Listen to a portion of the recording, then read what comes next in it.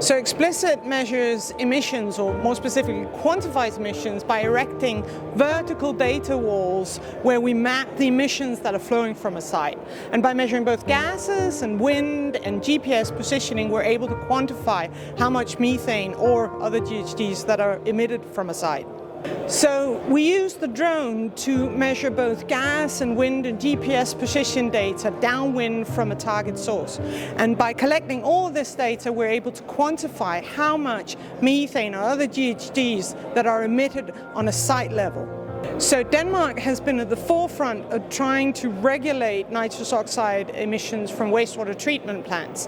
It's still a work in progress. The legislation isn't there yet, but targets have been set to reduce by as much as 50% in the near future.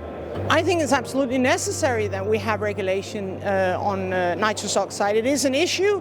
It's a pertinent issue for wastewater treatment, and we need to do something about it.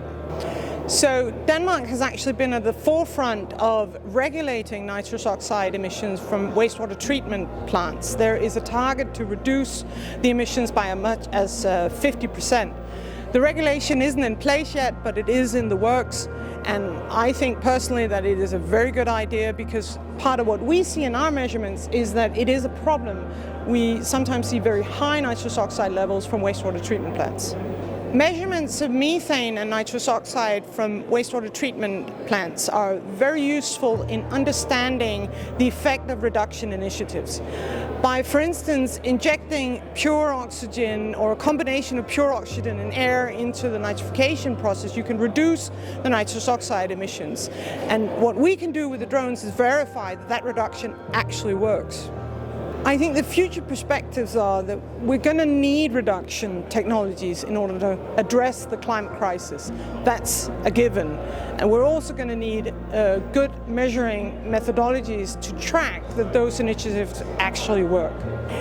So one of the things that's exciting about Air Liquide is that they're producing solutions for the climate crisis in the reduction technologies, for instance for nitrous oxide, that they provide. What we do is then come in and measure that those technologies actually work the way they're intended, and that's super exciting. It's a very natural synergetic partnership, you might say.